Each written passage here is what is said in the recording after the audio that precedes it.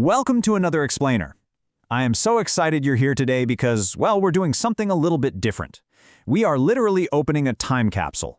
We're cracking the spine on a 124-year-old bureaucratic ledger, the official police proceedings from the United Provinces of Agra and Oudh, all the way back to December 1902. Now I know what you might be thinking. A century-old government accounting book, seriously? But trust me on this. Once we look at how these officials meticulously track their empire, you're going to see this totally fascinating world of crime, cutting-edge technology, and honestly, some truly relentless middle management drama unfold right before your eyes. Okay, let's dive into this. What we're looking at here is the alphabetical index for December 1902. And yeah, at first glance, it's just a wall of text, right? Dense file numbers, section codes, but history is so often hidden in this kind of seemingly dry paperwork. Think of this index as the search engine of its day. It's how the government kept track of every single rupee spent, every order given, the whole shebang across this massive geographical territory. Every single line on this page, that represents a real event, a real person, or a real crisis that the police force was scrambling to solve. What absolutely blows my mind about this index is the bizarre juxtaposition of priorities. Just one page apart, you have the bureaucratic machinery dedicating official ink to a project for constructing a four-seated latrine, basically a bathroom at a local police station. And then, you flip the page, and in that exact same detached administrative tone, they are issuing amendments about guards over condemned prisoners. I mean, wow. To this ledger, building a mundane bathroom and managing literal matters of life and death, they hold the exact same administrative weight. It's all just another file number to process. Let's look at another super specific example. There's a line item here for something called Ekka hire from the Lucknow District Police. Now, an Ekka is a traditional horse-drawn carriage. But look closely at the subject line. This wasn't just a carriage for a joyride. It was hired to transport two constables who were sent to arrest murderers. The government was tracking travel expenses for a homicide squad down to the local horse cart. Now, what's really interesting about this is the insanely specific cost of that carriage ride. The bill for transporting those accused killers was exactly 1 rupee, 12 annas, and 0 paise. Back in 1902, the British Indian currency system used rupees, annas, and paise. The fact that the central government headquarters in Allahabad was actively logging an expense of slightly less than 2 rupees for a local murder investigation, it shows you the astonishing, almost obsessive level of micromanagement going on. Every single coin left a paper trail. Section 1. Forensics, Fares, and Forgeries. Moving past the accounting for a second, let's zoom in on the technological shifts hidden in this index, because it's not just about money. It's a snapshot of a society undergoing rapid modernization. Notice this entry under the letter H. It reads, Mr. Henry's on fingerprints, and the action taken? Translation by Mohammed Basit Ali Khan into Urdu. A few lines down, there's another translation noted. Tucked away right in the middle of mundane journey expenses is the quiet arrival of a massive leap in police technology. For some quick context, Mr. Henry's Handbook refers to Sir Edward Richard Henry. He was instrumental in developing the fingerprint classification system that basically made older, clunky, physical body measurements obsolete.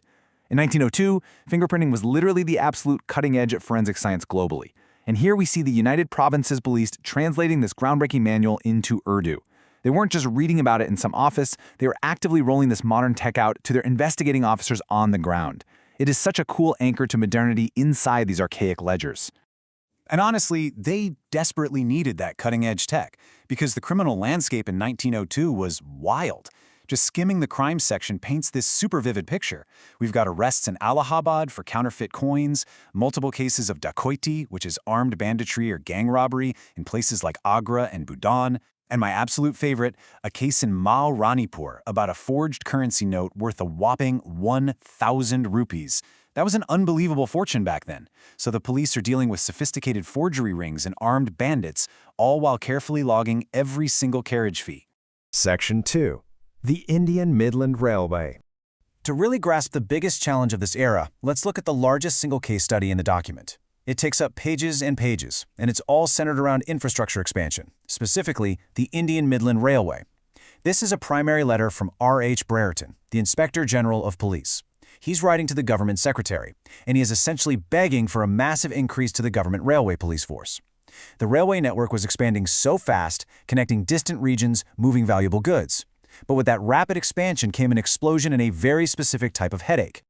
So the crucial point is the sheer jurisdictional nightmare this created. Brereton breaks it down perfectly. First off, there's a huge surge in running train thefts. Bandits are literally robbing the trains while they're moving. Second, the railway lines constantly cross borders into native states, territories not directly ruled by the British. Third, because of those borders, local district authorities legally can't send their own prosecuting inspectors into those states. So they desperately need a dedicated court inspector solely for the railway line just to handle these cross-border prosecutions. It's a classic case of infrastructure totally outpacing the legal framework. To solve this mess, they had to reorganize the entire force. And just marvel at the sheer scale of these accounting tables. These are the proposition statements detailing the exact permanent and temporary increases to the police. We've got columns tracking inspectors, sergeants, head constables, regular constables across multiple different railway lines. This right here, this is what imperial expansion actually looked like on paper. Not sweeping maps, but rows and rows of mind-numbing financial calculations just to justify hiring 31 new constables to watch the train platforms. And this brilliantly illustrates the massive economic disparity hidden right within those tables. A newly appointed court inspector, they'd be paid 150 rupees per month. Meanwhile, the standard police constable, the guy actually out on the platforms chasing down the moving train thieves, was budgeted at an average pay of just 8 rupees per month. The administrative brass writing the laws sat in an entirely different economic universe than the boots on the ground doing the actual enforcing. Section 3. The cost of ranks. Now, if you thought corporate bureaucracy was a modern invention, oh boy, wait until you see the turf war that consumes the last 10 pages of this document. This is the opening salvo of an incredibly dense dispute over how to categorize inspectors. The Inspector General, our guy Mr. Brereton, is locked in a fierce debate with the Accountant General. The core issue? Whether reserve inspectors, court inspectors, and visiting inspectors should all be classed together for audit purposes. The Accountant General says yes, absolutely group them together. The Inspector General says no way, they are entirely distinct roles. But when you read between the lines, you realize this whole confusing argument isn't really about job titles at all. Actually, scratch that. It's entirely about middle management fighting over budget savings and promotion rules. Specifically, it is a battle over 700 rupees in savings.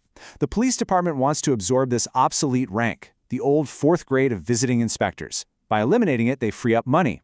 But the complex rules dictate that no one can get a promotion to a higher-paying rank until that old 4th grade is completely, 100% financially absorbed. Let's map this out and see how this builds, because it is a months-long game of passive-aggressive paper ping-pong. August 21st, the Inspector General sends a letter arguing his men deserve their acting allowances. September 11th, the Accountant General coldly replies, rejecting the distinction for audit purposes. September 20th, the Inspector General is totally fed up and escalates the entire issue over the accountant's head straight to the government. Finally, by mid-October, the Undersecretary actually has to step in to mediate. It's stunning how much time and energy the highest-ranking official spent fighting over internal accounting technicalities. But, as always, bureaucracy finds a way to balance the books. Here we see the final, approved statement that concludes the whole saga. The government officially sanctions the proposal. That old 4th grade is formally absorbed into the 3rd grade at a fixed rate of 150 rupees a month, effectively ending the dispute.